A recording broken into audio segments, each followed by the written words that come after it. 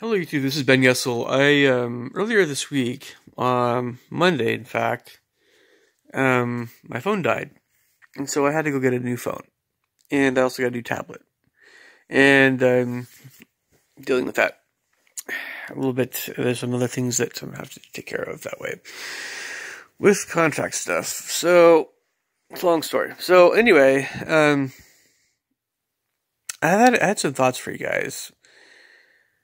Still a lot of things I have to do on YouTube, I know. It's going to have to wait a bit until I have my extended taxes done and other things like that. But, okay, yeah, this might seem like not a huge deal, but in a way it is. And I sometimes mention things like dreams to you guys. So, I'll mention this dream because it's really pretty... it has some substance to it, I think.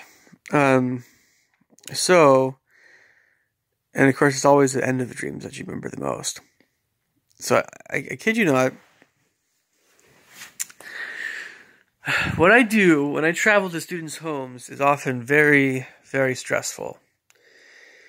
Because I haven't been there before, and I need to be there on time, and I have to estimate how long it'll take to get from one student's home to another home. So it's just really stressful for any teacher that does that. And I try to do that to help people out, but it's really stressful. And traffic is very unpredictable. It's much easier to have a job, but it's just in one place. It really is. But one of the other things about this, traveling to different places to teach, and I try to make that something that doesn't take very long, whenever possible. Short distances is the best way to work out. Is that you see a lot more of the area that you live in. So I thoroughly know the area that I live in. I mean, when I say I thoroughly know, I mean over time. Yes, I really do. I mean, I know the area I live in between Seattle and Everett much better than I do even my hometown area. Well, at least in some respects, I know University Place very, very well, of course, because I grew up there.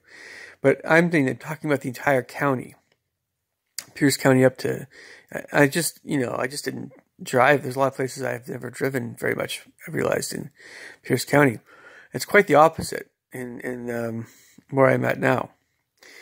And so that's one of the advantages, is you just see more of the area, and anyway, I try to make that more of a perk in what I've been doing. But that's all. Just aside from all that, I just had a dream. I'm just taking a nap here, where I was trying to get to a new student's home on Mercer Island. And if you guys know where Mercer Island is, it's in between Seattle and Bellevue. It's a little island in the middle of Lake Washington. You can get there via I-90, but some of the exits can be a little bit funny. It's really easy to kind of lose your bearings a little bit. It's very windy streets. There's basically, I think, 3 exits. There's Island Crestway, it's in the middle, and then there's 2 other ones. And then, but it's just, they've been doing a lot of construction, as you know, on I-90, and there's some moments where you have to really, know where you're going, plan in advance. It's really easy to miss exits, like I say again, on that island. And once you get off the exits, it can be a little bit confusing where you're going. But to be completely honest, Seattle is even more confusing. In many respects, Mercer Island, and Seattle can be a little bit panic-inducing. And it's just the crazy streets. But I imagine other cities are kind of similar that way anyway. So, yeah. But I didn't want to talk about this again. These tangents keep coming. So I'm trying to get to a new student's house on Mercer Island, and for some reason, there's some new students I have that I think my mind somehow was trying to make this connection with getting to this new student's home. You know, they didn't, in real life, they didn't live in Mercer Island, but in my mind, I think I was trying to have that they were living there. Instantly, I do have a student that lives in Mercer Island. I'm not teaching them right now. So, okay. So I remember driving, no, I didn't remember the driving to Mercer Island part, but I remember is, I get to a point off of I-90 when, it gets to kind of a narrower road, and somehow I think this is the road, right? I'm not checking. I'm just going off intuition, trying to get. What was it? I was trying to think. Somehow I think I could get to this house via a shortcut of some sort. But I actually, you know what? I don't think I took I-90. I think I took some kind of new ferry or something to get to a spot in Mercer Island or something like that. But as it turns out, so I'm trying to get up this road, and it's very windy, and it's steep. There's a steep cliff. Like, if you're not careful, you can tumble off to the sound. Yeah, it's that narrow, but it's really like a one lane, and then it almost feels like it's a walkway, path. And as I get up this, what I think is a road, and there's a hairpin turn at one point, it actually ends up at a performing arts center, like a theater, and it's a dead end.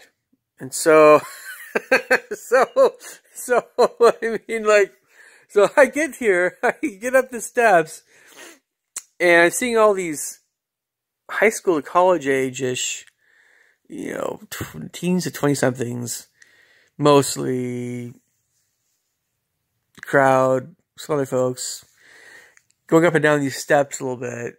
And it's very scenic, because Mercer Island's very scenic, and, I can tell you, they had lots of nice, it was kind of the outside of, there's kind of a semi-outside area. It wasn't like a door, but there was a kind of ramp going up inside to the theater. And it was really nice, wood benches, kind of squared away, a little bit like the style Mr. Miyagi had in Karate Kid with his, I'm not saying it's Asian style, but the way the wood was very similar. But that was just the wood in the floor and the benches, but not the, once you get inside the building, again, there was no door, it was just kind of rampling up inside the building. The walls and stuff were kind of more modernish, not white, but they were kind of, there's a railing of sorts, but it was like kind of a beige color on the walls, very high ceiling, and the ceiling was kind of a dark wood color, and connected with the rest of the building. And then you get up, and then I saw that, I just peeked in the theater, and again, the theater didn't have any door to it. It was, or at least the doors were open, and there's some kind of concert that was going on. I was very, very quiet walking up there, peeked my head in there, and then, of course, the concert hall walls themselves were a darker color. I'm not sure what. It was like a blue-purple or something, or no, closer to blue. Anyway, nobody really saw me, but I was thinking to myself, oh my gosh, what is going on? I'm going to be so late. I thought that this road would go to this new student's home. It didn't. Should I check my GPS, or should I check my Google Maps? So as I'm walking back to my car, I wake up. So, I mean, I'm like, yeah, this is, and it's a dream, but I've had dreams like this before where I've been, stranded on the road trying to get to someone's house to teach lessons, or,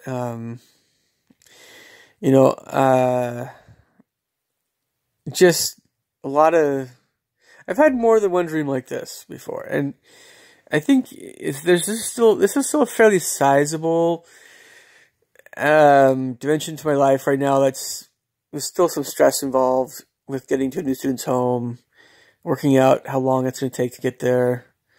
And I thought I'd mention this again because, I think I handle it pretty well, to tell you the truth. Better, you get better at things with time. But I wouldn't handle something like this in real life like the way I handled it in my dream. I thought somehow I could take this shortcut. I thought it was a shortcut.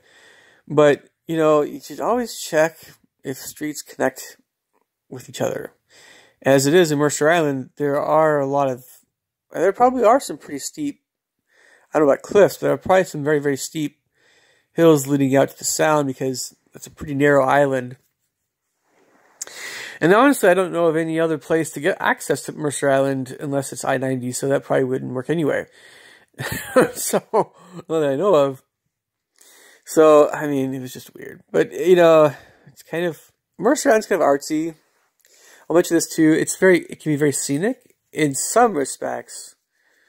I don't know if it's particularly scenic, but it's very artsy in some, the architecture, the houses are very nice and, they're very nice. Very, very beautiful. Yeah. Some of them pretty big, but there's a lot of that kind of mid-1900s style of architecture. I personally love the way it looks. But the way this Performing Arts Center looked, in particular, was very, very Northwest. As you can probably tell. Very Northwest, very, a little bit trendy, and a little bit ritzy. Ritzy in that particularly Northwest way. Anyway. Weird dream. Alright, I'll catch you guys later. Take care. Bye.